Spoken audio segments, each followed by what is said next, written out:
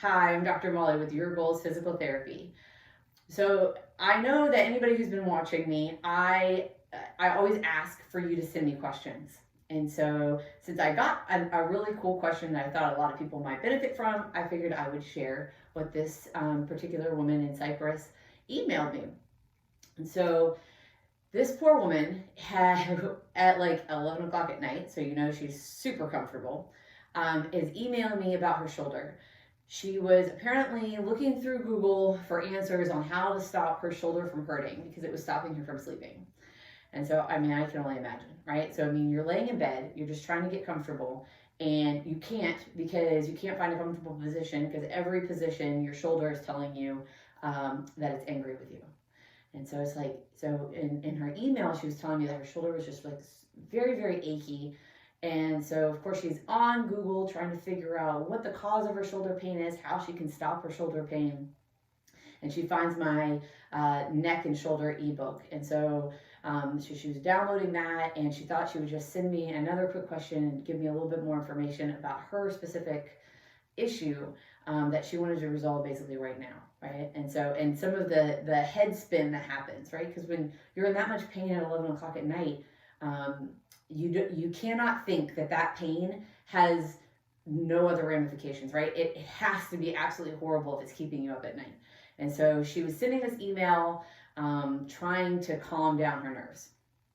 So her email basically asked, she's like, well, you know, my shoulder pain started with just having a little bit of pain, like reaching overhead. She's like, so I just sort of stopped doing that, right? I just sort of limited it to where it didn't hurt anymore.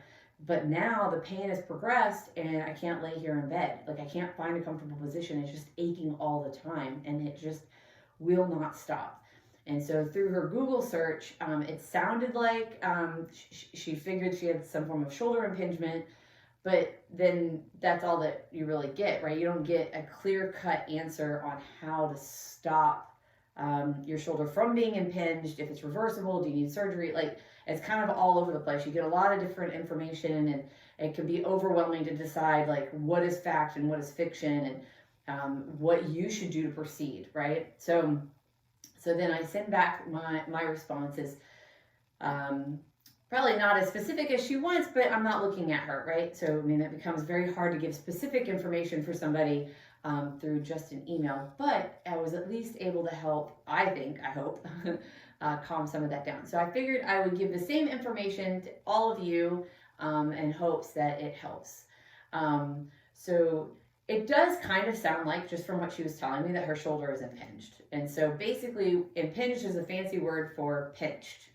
And so typically what that means is that one of the muscles in your shoulder is getting pinched, and if it's only happening at a certain position, then that pinch is basically just happening then. But over time what happens is that pinch gets so annoyed and there's so much inflammation that it can literally ache all the time. And so then what do, right? Because now your shoulder's hurting. And typically people can put up with that pain for a long time. It is impressive how much people will ignore, thinking that eventually it'll just go away. The unfortunate truth is, though, when you leave that kind of a situation for a long time to kind of fester and get worse and worse and worse over time, that is really how people end up tearing it. Because you have to figure, if something is being pinched, eventually something's going to tear or snag or, you know, just break down, right? You can't be pinched multiple times and not have something that will last, you know, have lasting damage over time. And so, you know, unfortunately, shoulder impingements are completely reversible. You can fix anything that's causing the pinch for the most part. I mean, in healthcare, right, there's always the exception, but I mean, as a general rule, shoulder impingement is something that's completely curable without surgery and without injections. The problem becomes when people make it, you know, like let it last for too long, then it ends up being basically a rotator cuff tear normally. And so to answer this poor woman's answer, I was like, well, you know, shoulder impingements are typically able, you know, you're typically able to heal them without surgery or injections.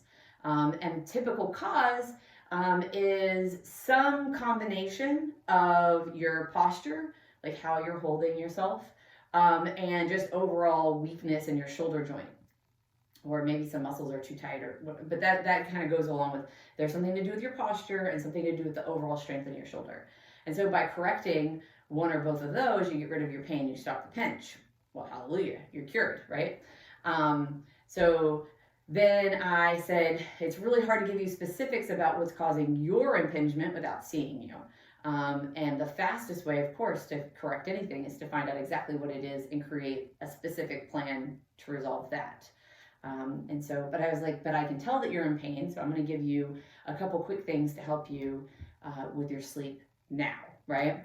So because the impingement is, the achiness is typically coming from inflammation, from from something in your shoulder being pinched. If you ice your shoulder for 10 or 15 minutes, and bags of peas are excellent for this because they're, they fold and they're round. It's not like a hard bag of ice. So 10 or 15 minutes at the end of your day, right before you go to bed, will help calm some of that achiness down and help you get to sleep. And the other thing is hug a pillow. So if you hug a pillow, whether you're, so if it's your right shoulder, you want to lay on your left side, right? So that way your shoulder is kind of supported and it's secure, and it's a little bit away from your body, because this position, slightly away from your body, helps your shoulder get enough blood flow, doesn't cut it off, right? Because when it's right down here, it actually kind of cuts it off. So what you want is you want your elbow slightly away from your body and supported, and that typically helps everything calm down in there.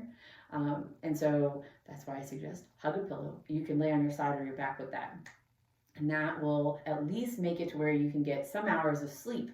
And then, of course, I suggested her make an appointment with me for an evaluation, because even if you don't want to continue with therapy, at least you have the idea of what it is and how to fix it, right? Wouldn't it be nice just to have the peace of mind of what it is, and then you can make your decision on what needs to happen next for you, right?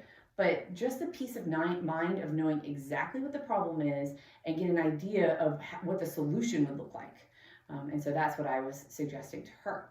So I hope that some of that information helps for you. And like always, please send me any questions you have. Bye.